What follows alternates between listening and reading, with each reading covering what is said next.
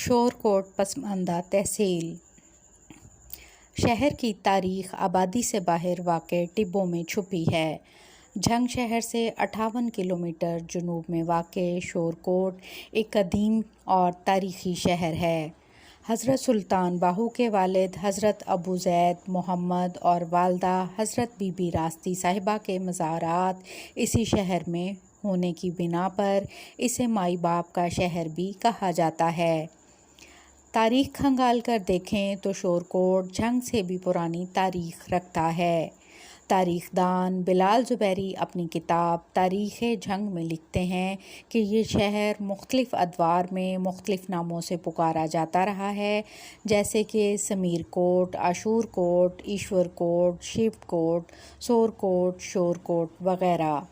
ان کے مطابق یہاں موجود کھنڈرات ثابت کرتے ہیں کہ 10,000 قبل مسیح میں بھی یہاں زندگی کے آثار موجود تھے۔ اس بارے میں وہ مزید لکھتے ہیں کہ تاریخ میں یہ بات درج ہے کہ یہ شہر قدیم ترین قبائل سمریوں، بابلیوں اور آشوریوں کی تہذیب و تمدن کا گہوارہ رہا ہے۔ اس بارے میں وہ مزید لکھتے ہیں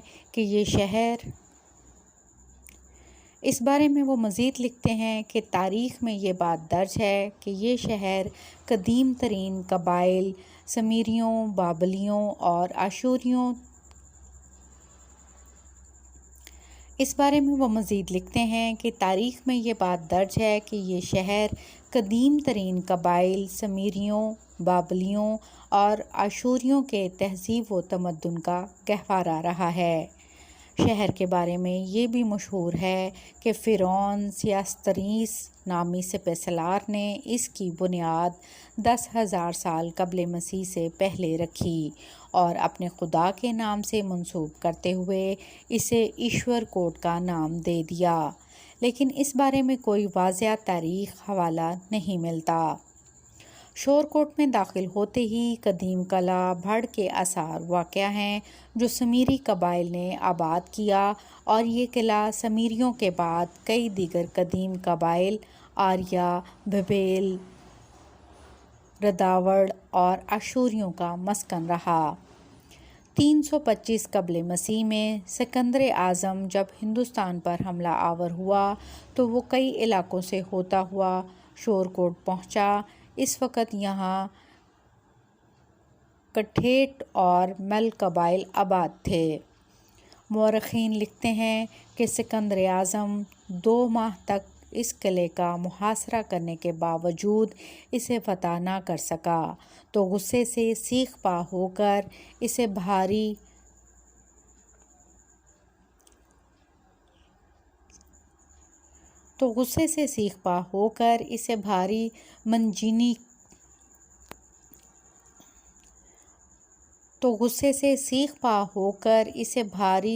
منجنیقوں کی مدد سے تباہ کر دیا۔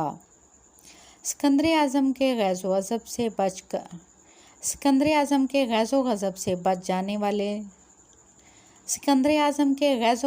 بچ جانے والوں نے قلعے کے شمال میں مختلف جگہوں پر اپنی الگ سے بستیاں آباد کر لیں۔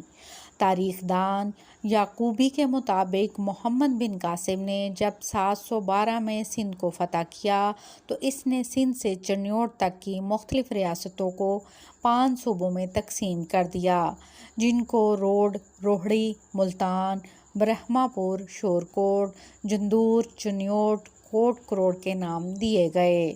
شورکوٹ تحصیل 2 حصوں شورکوٹ شہر اور کینٹ میں تقسیم ہے۔ محمد بن قاسم کے دور میں پہلی بار شورکوٹ کو صوبے کا درجہ دیا گیا اور اس کا پہلا مسلمان گورنر جلال الدین محمود غازی کو مقرر کیا گیا۔ یہاں سے شورکوٹ میں مسلمانوں کے دور کا آغاز ہوا۔ محمد بن قاسم کے علاوہ یہ علاقہ عباسی اور فاطمی خلافتوں کا حصہ بھی رہا۔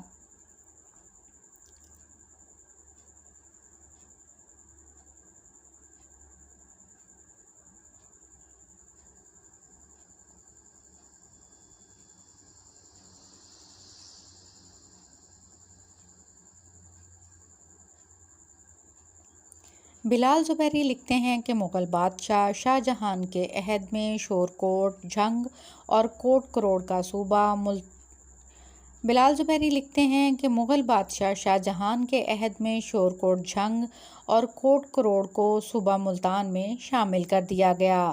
شاہ جہان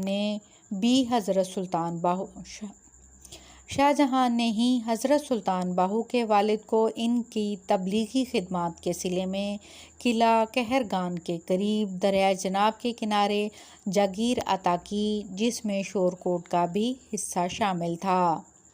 مورخین کے مطابق صوفی بزرگ سلطان باہو کی پیدائش بھی شورکوٹ کی سرزمین پر ہوئی، جنہوں نے اپنی تصانیف میں اس علاقے کا نام قلعہ کہرگان اور شور شریف درج کیا ہے۔ انگریزوں کے آنے سے پہلے راجہ رنجیت سنگھ کے دور حکومت میں شورکوٹ کو ضلع جھنگ کی تحصیل انگریزوں کے آنے سے پہلے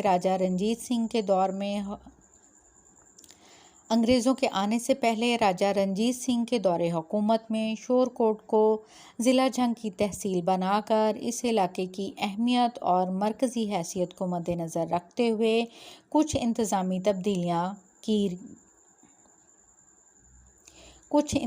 تبدیلیاں کی گئیں۔